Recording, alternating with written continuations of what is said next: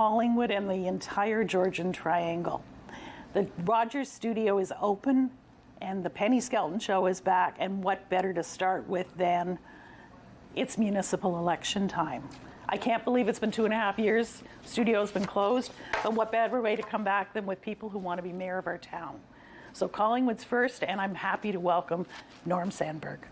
Nice to be here, Penny. Really so Norm, you were on council. I was on council for 4 terms. Yep. 4 terms. You did try for mayor before? I did, in 97. Okay. Yes. Then you went back to your day job. And I went back to my day job, a local consulting engineering firm, where I was for 25 years. That's right. And what did you do there? So I was a senior engineering technologist, senior environmental engineering technologist. My role was multifold. Okay. It was with sewer and water conveyance. Okay. It was with groundwater, municipal groundwater supply. Okay. It was also with smaller municipal and commercial sewage treatment plants. Okay. A big part of the, towards the end of my time at Ainley Group was helping municipalities, local municipalities, put together their assets as the start of putting their asset management plans together. Oh, okay. So asset management plan being identifying what your municipal assets are, so sewers, water, treatment plants, buildings, recreational, administrative, determining where they are in their life cycle, establishing the value of those assets at that time, and then projecting their deterioration, usually on a straight line delineation or depreciation, to determine when is the appropriate time to consider either some substantial rehabilitation, or is that asset now ready for replacement? Replacement, okay. So we jump ahead now that we've come through COVID. Hopefully. It's 2022, which I can't believe, considering we closed the studio in March of 2020. But municipal elections and our current, I guess he's still our current mayor who resigned. And then we've had Keith Hall as the interim mayor, but Brian moved up to the provincial. Right, the MPP. The MPP level. So that literally opened up a seat, and especially when Keith announced he would not be running for the mayor's chair. So what inspired you to run? So as we've spoken before, Penny, when I left Ainley 10 years ago, I was working with something a little more controversial perhaps than politics. I was working with the Nuclear Waste Management Organization. I was responsible for municipal engagement, primarily in Ontario, but a little bit in Saskatchewan and New Brunswick as well. But still always working from home or when I wasn't traveling, home office, and keeping an eye on what's happening in Collingwood, which is not our hometown, but we've been here for 40 years. Hometown, you're right about that.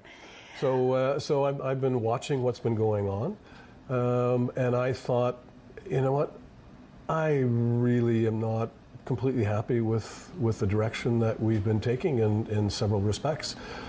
I think I can bring unity, continuity, and experience to the mayor's chair. We are entering a period, or we already have entered a period, that will be formative, foundational for the future of Collingwood. As you know, we are... and there are no... there are very few small projects on the horizon.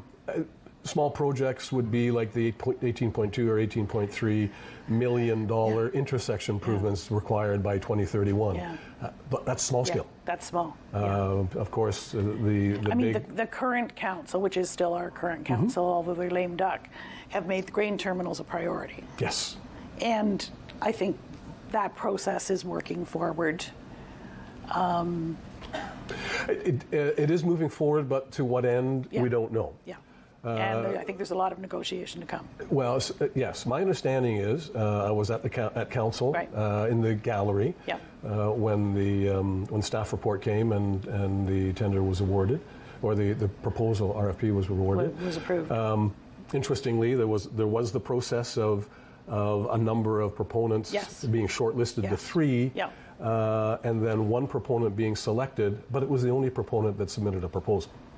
Oh, interesting. So it was a selection of one. But my understanding from the staff report is that Staff will be coming back to council, which would be the new council, within 120 days, after the proponent has had an opportunity to have a number of public engagement opportunities.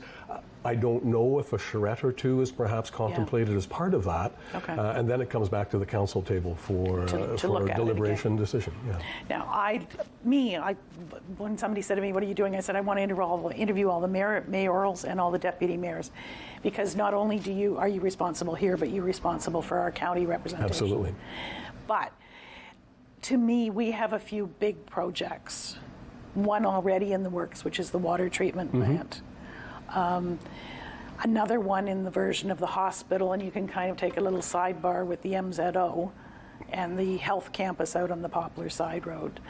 And then I keep hearing that our poo plant is not in great shape. I think it's still the same one as when I was in public school learning how it went through the system.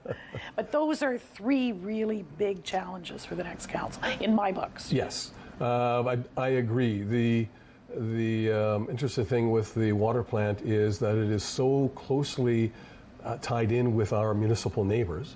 Yes. As you know, the town of New Tecumseh, I think, is purchasing about 58% of the capacity of the expanded plant. And town of Blue Mountains, a much smaller amount. So there will be a cost sharing. The current pre-design estimate is $121 million, give or take. But I really think that by the time the final tenders come in, considering the inflation that we've been experiencing, especially within the construction industry, that's going to be closer to $150 million. Oh, I would have taken the number higher, but then I'm pessimistic in that respect. I'm being optimistic. Well, I don't know. Everything seems to come up, and then all of a sudden it's, due to COVID. Yeah. It's double. But it's double. But of that 150 million, approximately 60 million would be the responsibility of the town of Collingwood. So it's a much smaller number, but still a big number. It's a big number. Yeah. It's a big number for 25,000 people. Except that as we start off discussing, the population is projected to almost double, increase by 19,000 by 2045. So there will be a substantial growth. Where are they going to live? Well, first we need water capacity so we can build. So we can build. The housing. Okay. This is, okay. I now am getting my Lego set out. Start to build things up here. Okay. Yeah. So, but with the wastewater treatment plant, the numbers are operational are in the 70% of capacity. Yeah. Some people at Door have been expressing concern to me about the overflows that have occurred, and coming from the business, I can tell you, at least with the current situation, those overflows are actually planned for and are in compliance with the operation of the treatment plant. Could we put the pipe further out? Oh well. That might be part of the new plan. You're jumping ahead of me. Okay, sorry. But remember, I'm the person sitting on the sofa at home asking questions. Yeah, and as we talked earlier, I have to rein myself back because this is like home turf for me because I had the political speaking show 10 years ago. So I will. Now you're on the other side. And I'm on the other side.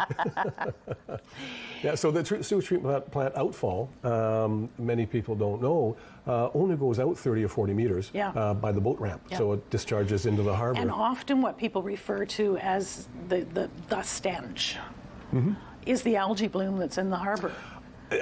But is there anything we can do about that? Different treatment components within the plant. So there is the, I don't know if you want to get into the details, but each of the... Let's go into the weeds. So the head works where the sewage comes in. That's where the septic trucks come in from around the area and offload their septic waste.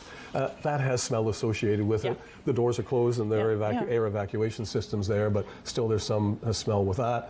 The digesters, the things that eat up the poop, process are at times produce quite a substantial, strong odor. With little upsets in the operation. The aeration tank, so the tank that has air bubbling through to help the bugs grow and eat more of the poop, to use your technical term. My technical term. It all produces odors at different times. Question. I've heard a lot of people say because First Street has developed, it used to be industrial. Yes. Now it's commercial and retail. Yes. Would there ever be the concept of moving the poo plant? So is that something that would? There was a. I just think of all that infrastructure to move it. So there was a class environmental assessment, which a municipal class environmental assessment, which is the process required to do any large public works, municipal public work. That was completed in 2011. I'm not 100% of the detail aware of the details of that, but the one that was the studies that were done previously looked at other locations within the municipality. So it's a possibility, or not? As I recall, not to speak on behalf of the engineers doing the study, as I recall, there was not another suitable site identified. The big problem is getting MOE approval. It's changed the name now, but MOE approval for a new I'm old. outfall. I understand MOE. So Ministry of the Environment for a new outfall. Yes. So basically, as I understand it, we're limited to the location where we are. Yep. You would remember, Penny, and I certainly do, that the site is beside the old soccer pitch. The old soccer pitch. AKA the Park. Old dump. The old, yes, the old Simcoe County landfill where Harding Carpet, LOF Glass, and the hose plant filled in with its waste. Yes. So to excavate and build on there would be quite a challenge. True. Okay. Perhaps pylons could be established through and build on top. Yeah. But I suspect largely that that would be very costly. It will be costly. Yeah. Probably the technology will have to change to fit into the footprint that we have. Okay. I would that makes sense. Suspect, again, I'm not the one doing the environmental assessment, but I would suspect there's probably going to be a membrane technology similar to what we have at the water treatment plant. Interesting. We're going to run out of time because I'm crunching all you mayors into 1 hour. Sure. Let's talk briefly about the hospital. Okay. I don't know if you have thoughts on it, on where it should be, even though it's not our decision. I know council can send their recommended site. So I think that's the point, and that's what I'm saying in this campaign to people. Okay. Our role in the hospital site selection is to support the hospital, the board, and those healthcare professionals who are experts at designing and operating advanced healthcare facilities. So it's listening to my background is engineering. Yeah. What the heck do I know about building a hospital and providing proper healthcare? I believe that council should not be interfering in the hospital's and the province's site selection process. Okay. Perfect. Phase 1 had identified a preliminary site. Town council was really hard on being against that site. Right. Now things have evolved. The hospital is in consultation with the people that know this and will make the right decision. Our role, our function as a council is to support that regional facility. Yes, which it is. And certainly hoping to keep it within the municipal boundary. Before we run out of time, I've got to throw affordable, attainable housing at you. It's just, I'm not trying to end on a downer, but we currently have a very high cost of living in this area. Extremely high. And we have a lot of people who do not and cannot afford. Correct. What can we do under your leadership? There are, first of all, I'm going to suggest that anybody who says that there's a quick and easy solution doesn't understand the problem. Yeah. Because if somebody has a quick and easy solution, it would have been done. It would have been done and been done across the world, not just in our town. So certainly, to give the current council credit, accelerating the accessory units is a good plan forward, as long as there's water capacity to do that. Yeah. Everything comes back to water, doesn't it? It does right now. Yeah. And then hopefully the wastewater is in control by the time we get to that. But I've been doing a lot of door knocking. Yeah. I will have to buy a new pair of shoes when I'm done. The soles and the one for your first budget. Starting to. But two people yesterday said something to me that I think resonates in a very short short scale or small scale. Okay. And that is, we have at least 3 currently vacant abandoned schools. There's Old Worsley, which I believe is in the private sector, Duntroon, and Nottawa. Yeah. Now, those schools are not in Collingwood, no. but we have to think regionally here. As a county councillor, we have to think regionally. Even as a mayor of Collingwood, we need to be working together anyway. Yeah, I've heard rumors about people wanting to have a regional government. I don't think that's the answer, but working regionally. Working regionally. It's similar to saying council needs to operate like a business. Yeah. No, it can't. Yeah. But should be adopting sound business practices within the operation. So the same concept. You remember the Georgian Triangle concept.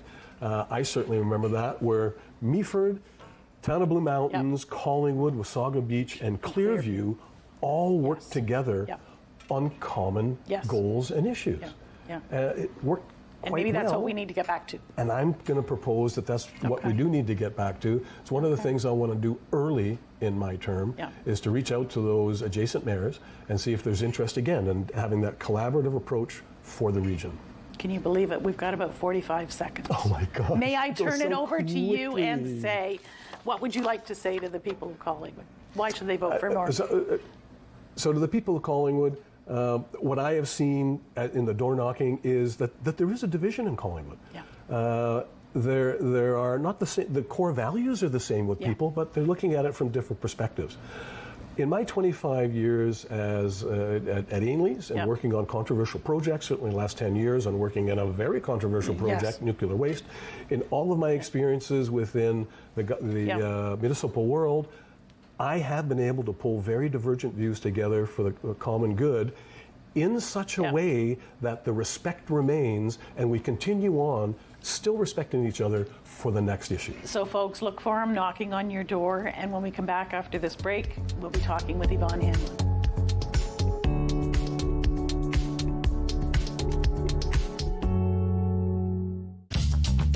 This program is brought to you by Ignite TV. Now you're in command. Visit Rogers.com for more details.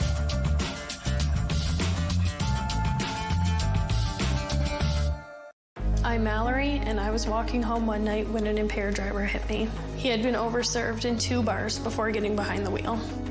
If the servers would have called him a cab instead of serving him more alcohol, my life would be the same as what it used to be. I think servers play the biggest role in keeping us safe because it's up to them what state the person's in when they leave. Refusing service isn't personal, it's the law.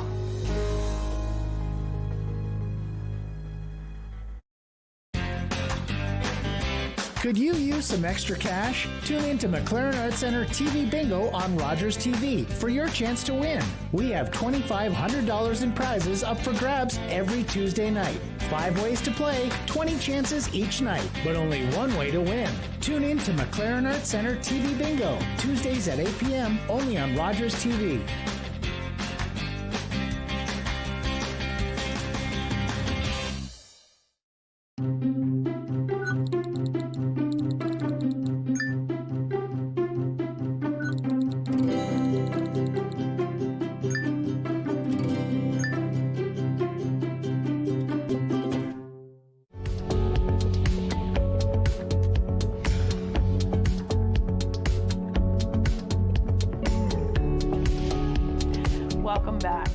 I'm here with Yvonne Hamlin, who is a candidate for the mayor position in the town of Collingwood.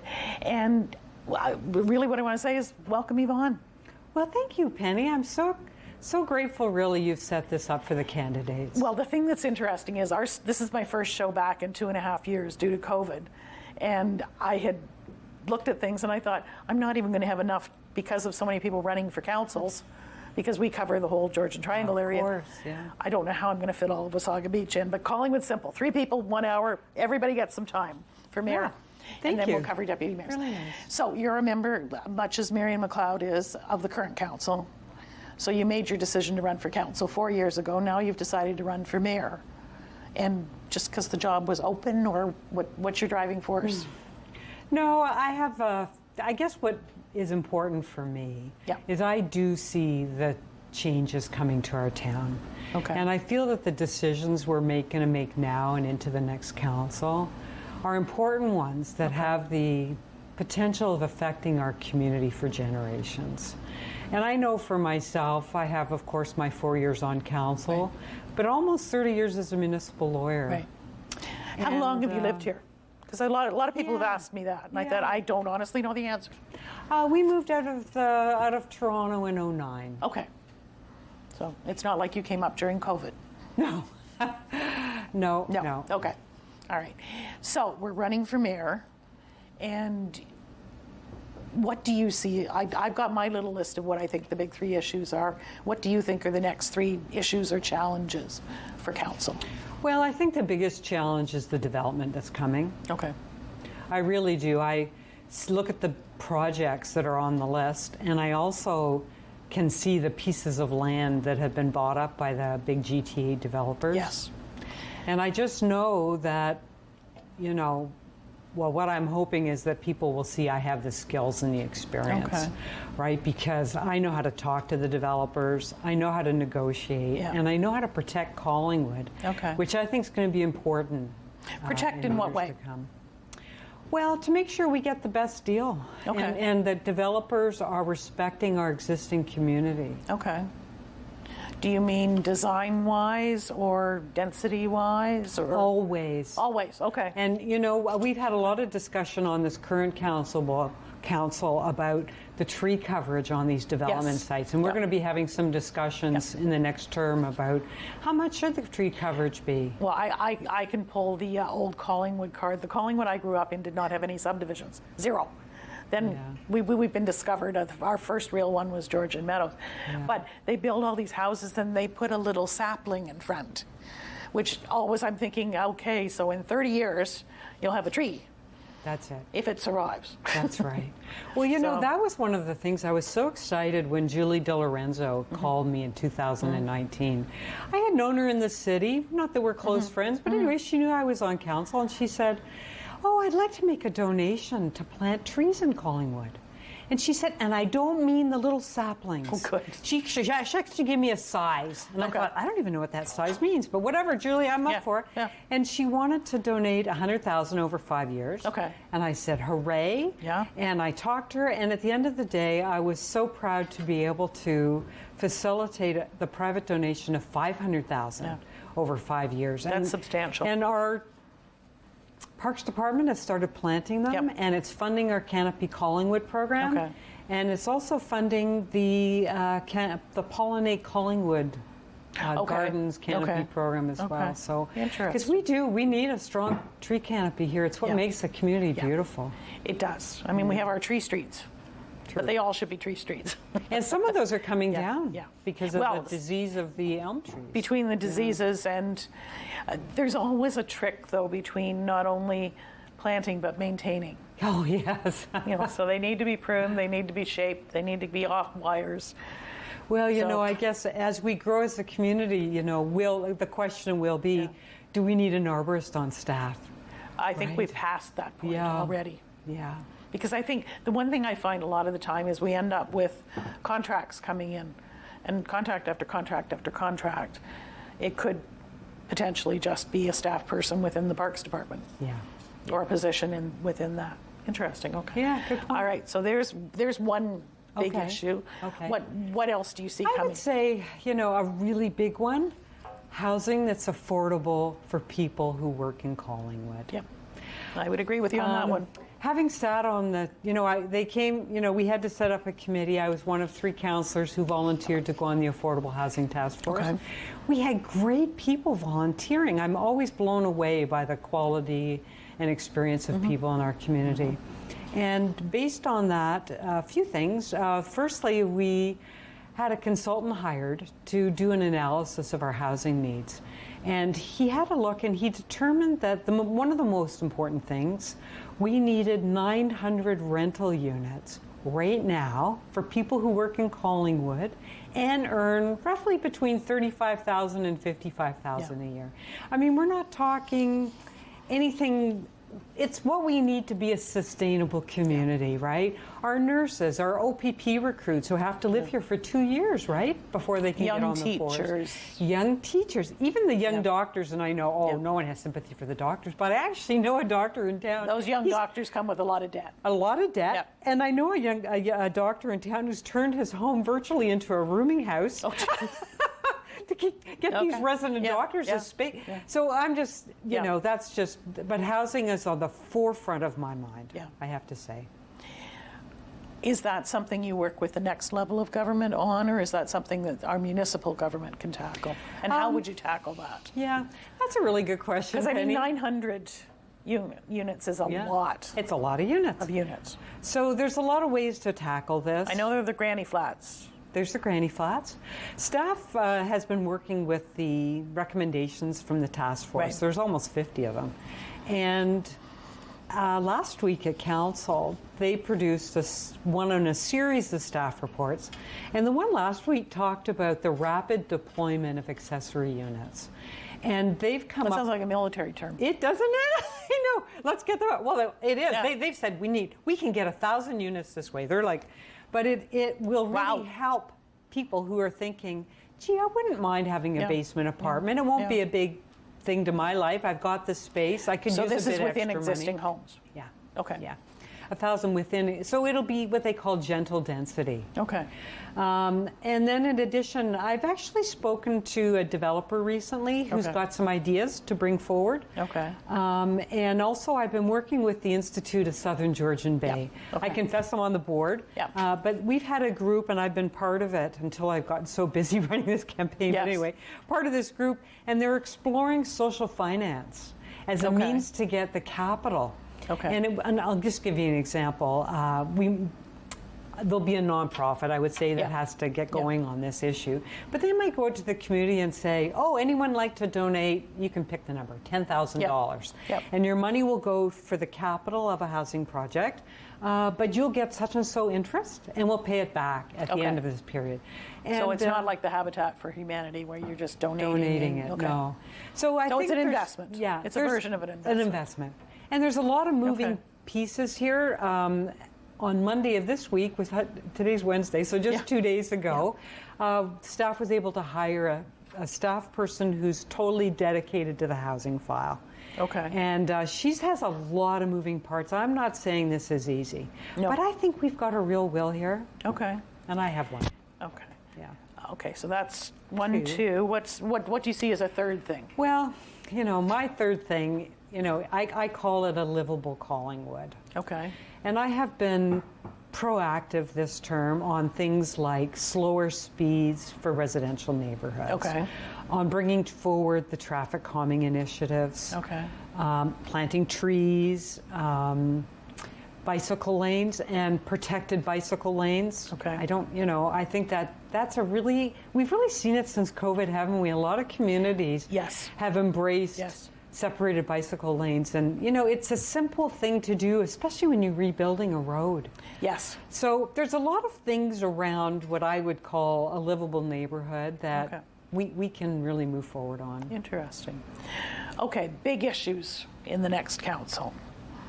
Hospital, water, and my favorite third, I call it the poo plant.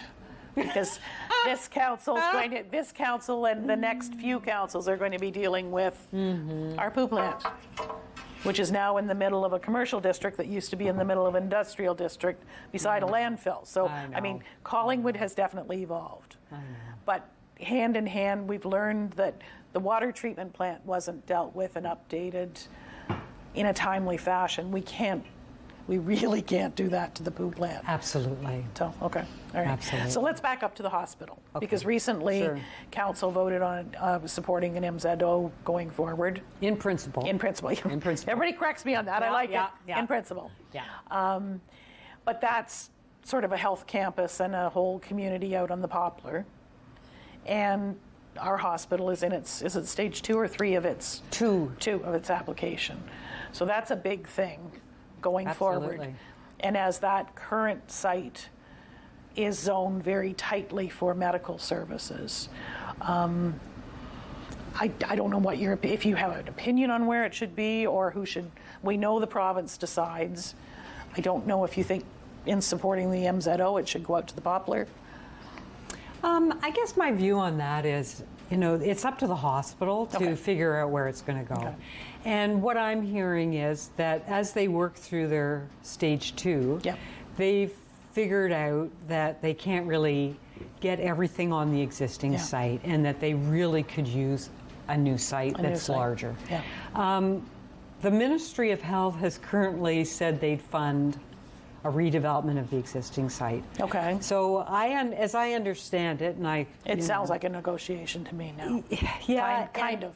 Well, I think the provincial government has to come up with $200 million. Yeah. And now, certainly during COVID, they were throwing money at hospitals, and they still are. Yeah. So, I feel that we have our hand out. Investing. Investing in our community. Yes. So if that happens, if it moves, there's two big, I'm going to say developments. Yeah. What happens to the existing site? Yeah. And it's not only that, it's not only the hospital, it's the medical building. Yep. And there's a developer who's been buying the lands in front on Hume. Yep. So that is a huge development parcel for our community. Which should go there. Yeah. We're going to have to go out to the community. The developer may have some ideas. I hear from residents what their thoughts are. Yep. So that'll be something where I hope, if I'm mayor, my skill set will come into play. Now, as I warned you at the beginning, this goes quickly. We're under 5 minutes. Okay. So, if I were the person sitting at home, I am the person at home. I often watch my own show to learn things. Why should I vote for Yvonne Hamlin to be the mayor of the town of Collingwood? Well, it's a bit of what I've said, which is big changes are coming. Yeah. Most of them are development projects. Yeah. Okay. I have the skill set, the experience. I know how to talk to developers. I know how to negotiate. And I really have the town. I really want to fight for the town and protect the town. Okay. I feel it's time for that. I feel it's time for me. Of all the times to step up, I feel now it's mine. This is me personally. I feel that there's an uneven scale at the moment. There's an us and them. There's those in the know, those who don't know. It's kind of a fractured community. I don't know if you're finding that when people are talking to you at the doors. Well, I've been invited to a lot of what is called meet and greets. Yep. Okay. And I talk for 10 or 15 minutes. It's just neighbors all invited into someone's home for coffee, and then I open it for questions. And I usually, after 2 hours, I say, okay, I've lost my voice.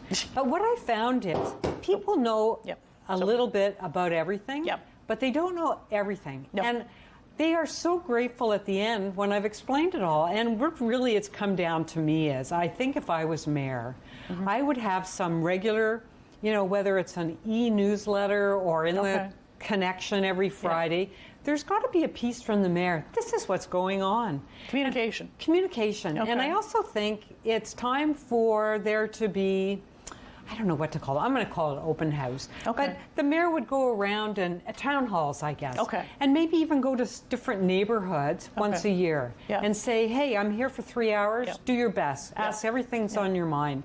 Because there's no reason for people not to know. Yeah, and to get the input and going forward. Yeah, it's an interesting idea. Yeah. You're planning on working 95 hours a week, are you? Oh my God. Well, I figure I've done about 60 a week as a counselor, so I'm really going to try and keep it to that. My dog likes to be walked. He tells me every day. You can take your dog with you as you go. He will be out there. And about. He will be there. Yeah. So tell me, what is your opinion of the MZO going forward? Well, I've been... As you're into development, because it's a big topic being chatted about. If they've given us a pretty nice color brochure of what's planned, and there isn't a community in Canada, they look at that, they're going to say, wow. Yeah. And I'm the same. Yeah. Health and Wellness Village. There's everything there. First time I've heard of it, but Research and development, some kind of university thing, specialty doctor clinic. There's even a pond with a canoe launch. I mean, you want it, it's there. But I'm not afraid of that. I think it could be a benefit. What I am just so insistent on, Penny, is it's got to, what they're promising, it's got to be in that minister's zoning order. Yeah. And I am not in favor of just general words, they can do anything they want. They're promising, I want to see it. Yeah, some form of, in essence, a contract. Interesting. So we're just under a minute. Have you found, as a member of the current council that received the judicial inquiry report, that it is being implemented throughout? Because that was a contentious issue amongst many people. Well, you know, where it's at is all of the recommendations that were made for council to change its procedures, bylaws, and so on. Staff has worked so hard. We've got all that. There were hundreds. And there was a list of things the province should do to change the Municipal Act and the other legislation. We are lobbying the province to do that. They haven't. To make it level for all the no one should go through what we did. No, true. And then there was one councillor who was found to have a conflict of interest. Okay. But it was beyond the time limits allowed in the legislation to do anything about it. And then the others I have to do this horrible thing. It's called the finger. Yes, cut you off. Let me just say, the OPP, it's in the hands of the OPP. Okay. Fraud and Racket Squad. Okay. And when we come back after the break, we'll be talking with Mariane McLeod, who is the third candidate to be the mayor of the Town of Collingwood.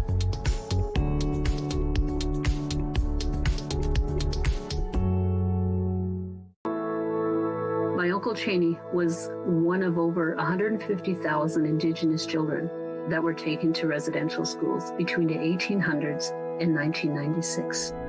My uncle ran away from school wanting to get home to his mom and dad, and sadly he didn't make it and died of exposure. When Gord Downey found out about my late Uncle Cheney's story, he wrote Secret Path, a series of poems that became an album, then a graphic novel, a documentary, and a concert. Gord met my family, and together we formed the Gord Downey and Cheney Winjack Fund. Together we are sharing Secret Path and other reconciliation resources with legacy schools, setting up legacy spaces across Canada, and hosting events like Secret Path Week to inspire all Canadians to engage in reconciliation. Before he left us, Gord asked us all to do something. You're gonna figure it out. Will you join us? Together we can make Canada a better place. On Rogers TV, we have a reality show like no other. It has a great cast of characters. Some you may have even helped land the role. Each episode has something different. Plans are devised, decisions are made, votes are cast, and money is spent. It's local reality TV that you won't want to miss. And it's exclusive to Rogers cable customers. Catch your municipal council coverage on Rogers TV. Visit rogerstv.com for broadcast details.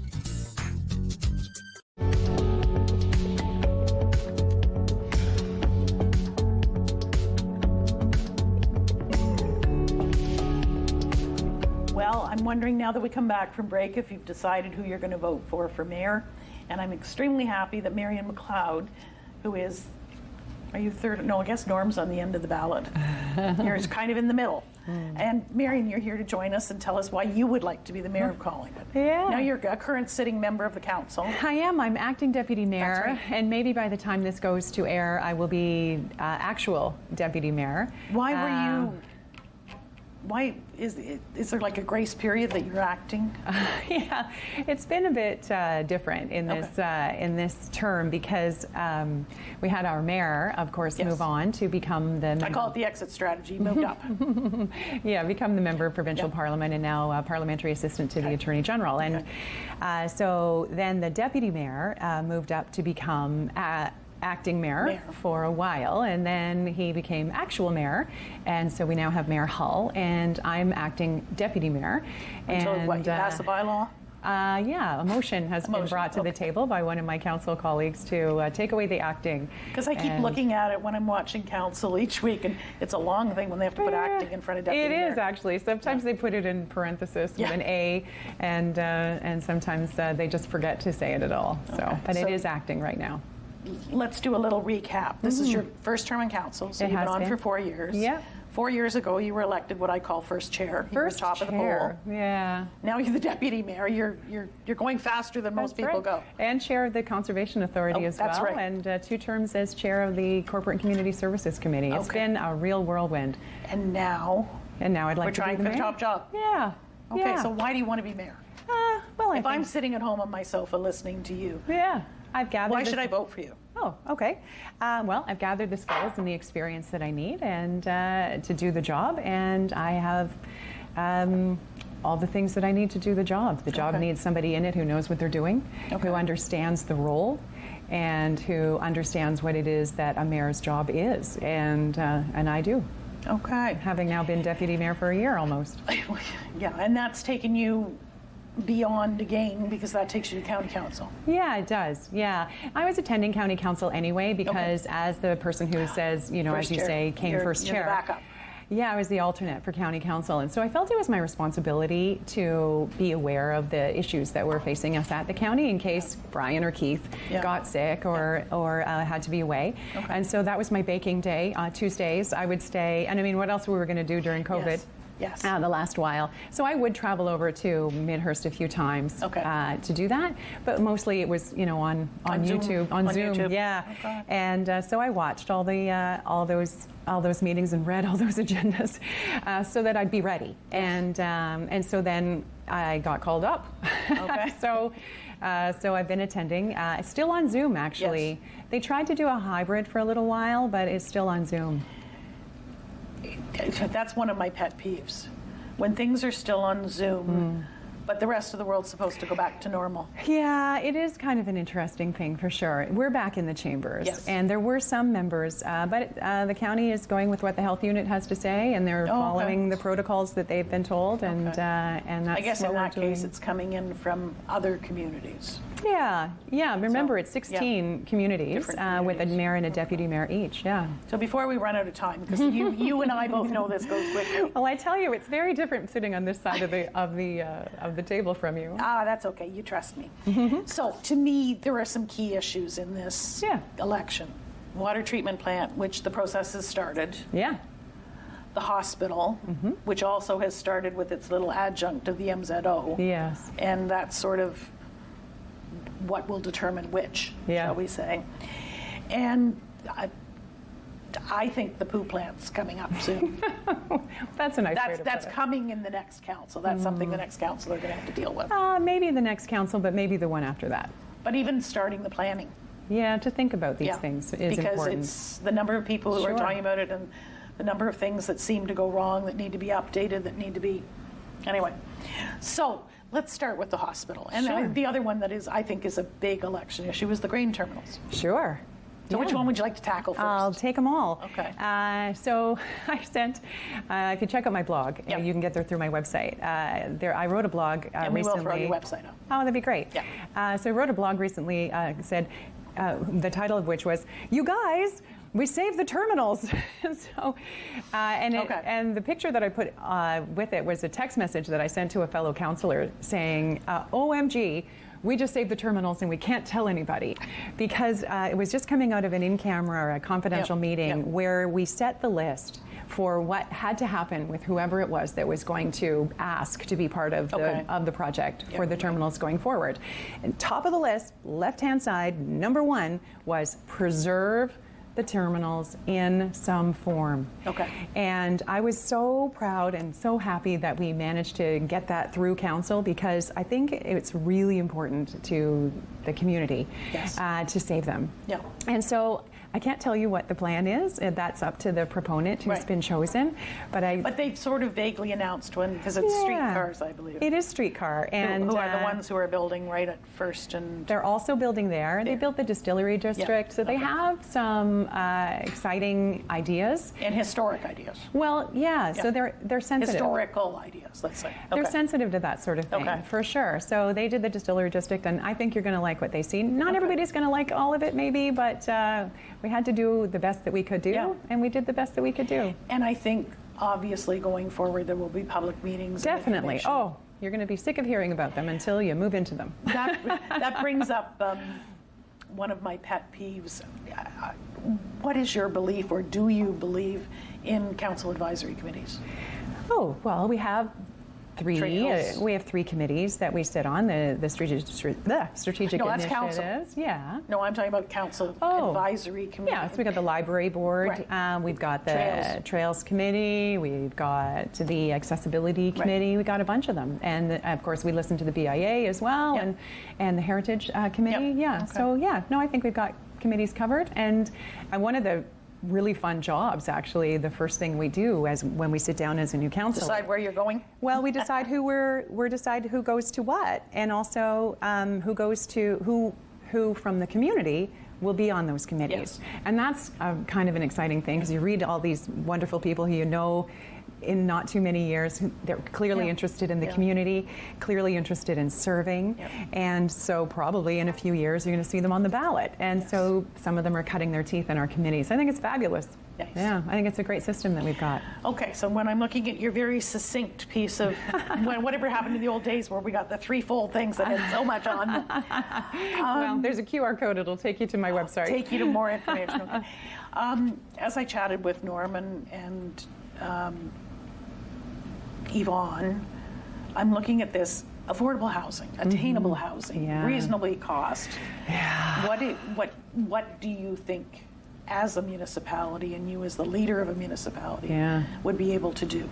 We didn't get here with one thing. We're not going to get out of it with one thing. There's no silver bullet to this Gordian knot that we've got ourselves into. There's an Airbnb component to it.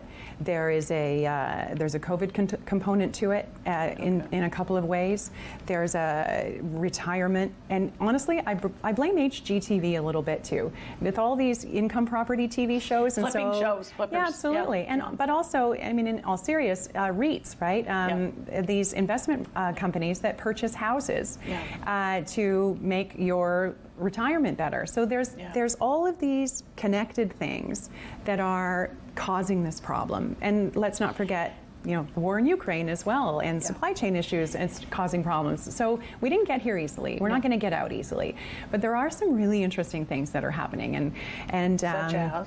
Well, so one of the things that our very clever staff has come up with, and we had the opportunity to talk to the Minister of Municipal Affairs and Housing about it, and I feel like it might be a really important thing that isn't going to happen tomorrow or the next day, but that could really happen. So currently, and this is going to get into the weeds, I apologize a little bit. That's okay, Norm and I got into it. But the way zoning works right now is you can have you can have things, and you're allowed to have things, and you're prohibited from having things, which is called exclusionary zoning and prohibitive zoning. But we don't have what's called inclusionary zoning. And is that what Larso ever tried for up in Thornbury? I don't think so. Oh, okay. This is what is allowed near transit hubs in Toronto and Ottawa. Okay. So what it means is the municipality gets to say, you must have this. And so, and that does a little bit what we've done. As part of a development, do you mean? Correct. Okay. Yeah, so we might be able to find a way. So what we did was, when we sat down with the minister, we talked a little bit about inclusionary housing and how zoning and how we offered Collingwood as an opportunity as a pilot site to be an inclusionary zoning pilot project for the province, because we're growing so quickly and we're going to keep growing. We don't have a choice because of the way the province works in the county. Are we going to run out of land?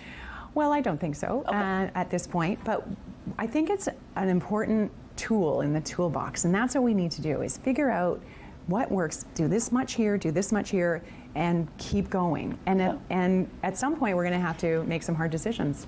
Does the other one that goes hand in hand with that, to me, to the affordable attainable, is the homelessness issue? Yeah. Because I am so heartened by what they've done out west with their tiny house villages. So they get a 500 square foot small house. Yeah, and that might be on the agenda for us as well. It is a roof over their head, a toilet, a kitchenette, and a place to sleep. Yeah. So what we've been doing, what the county did during all of COVID, is put people up in motels. Yes. And there was this army of people in town who took food every day to, and that just makes me so happy. But at the same time, what we need to do is every tool. So we have a phenomenal community that pitches in, but it doesn't get that doesn't to the solve nub the of solving the problem. Of course. No, that was a stopgap. It deals with the ongoing immediate need. Absolutely. So what the county has done is actually pulled back from its COVID restrictions and reopened the shelters, the congregate shelters. So we do have shelters that are available, and I know that every single person who was in the motel, first one and then the other, here in town, has been offered a place to live and the supports that they need to get them. But we need to figure that out. And so what we've done is we've asked the staff to have a look at the recommendations from the Affordable Housing Task Force, including possible tiny houses, including dormitory type living, including all sorts of things like that, including zoning changes, and including ways that can make more accessory dwellings in people's backyards and in people's basements to speed the process along as a way of literally finding places to put people. And so, are there controls as far as cost? Well, that's to the resident who moves in. Well, because I'm thinking, I mean, I know what rents are here now. Yeah.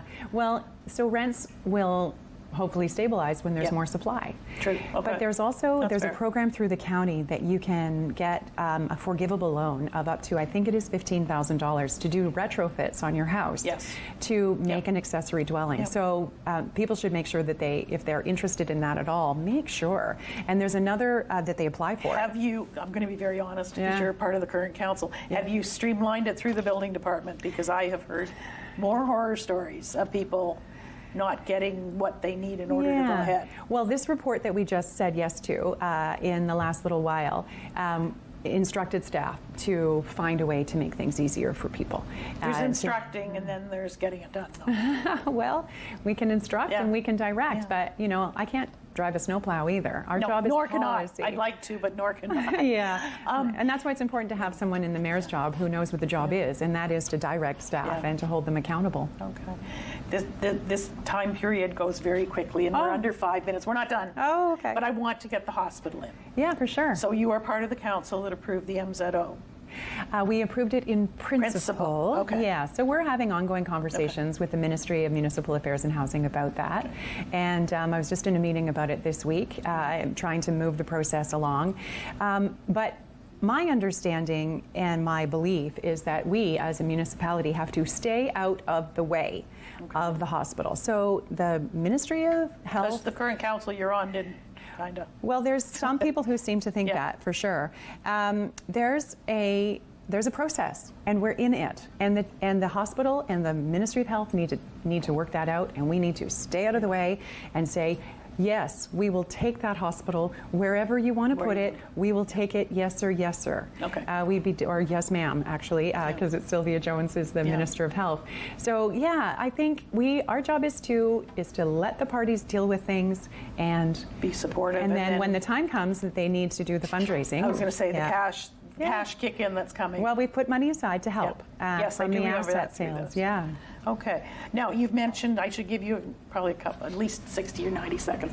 Talk about the Nottawasaga Valley Conservation, because I know that's near and dear to your heart. It really is. You know, I'm one of these people who really cares about the environment, and I vote with my feet. Like, I haven't used my dryer in 17 years. And so when That's believing in your... I walk the walk.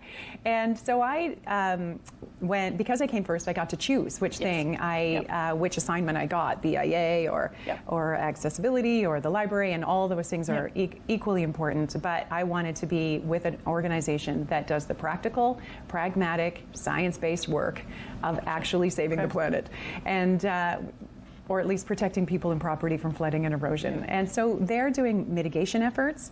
They're doing the regulatory stuff and the planning stuff, and they are the ones who are doing the work on this shoestring budget.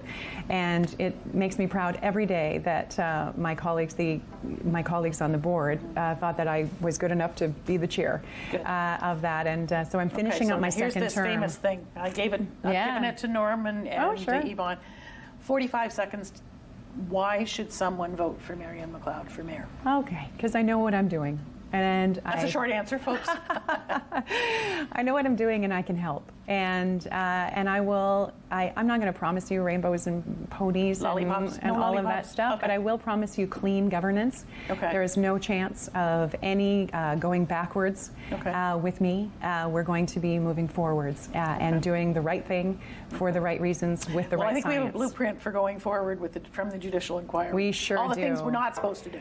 For and sure. And the things we should be doing. Absolutely and right. I know a lot of what the judicial inquiry came up with has already been accomplished. Well, in town it has. Yes. Elsewhere it has not. Yeah. So we have 444 municipalities across Ontario that are going to benefit from the terrible experience that we had here in town. And I just want to be sure that we stay clean. Stay clean. Okay. Well, thank you, Mariane McLeod. Wow, that went fast. And that time goes quickly on this side of the camera, too. No doubt. Thank you for joining us.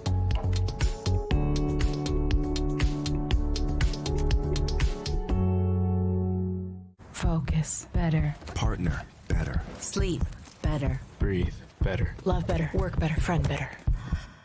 Unwind better. Everything gets better when you get active.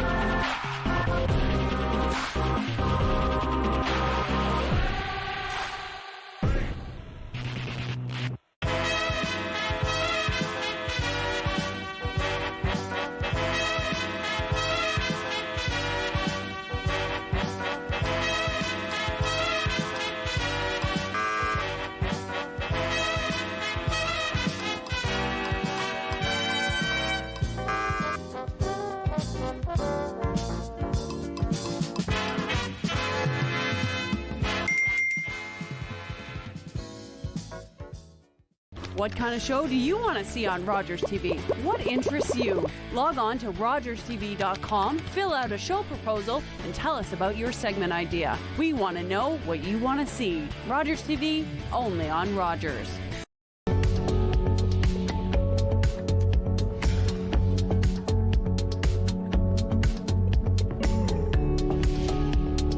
So there you have it. 3 candidates for the mayor of the town of Collingwood. Remember, please vote. That important day, the very last day, is the October 24th. And guess what? Tune into Rogers 53 and you will get all your election results. Then you will find out who will be the next mayor of Collingwood.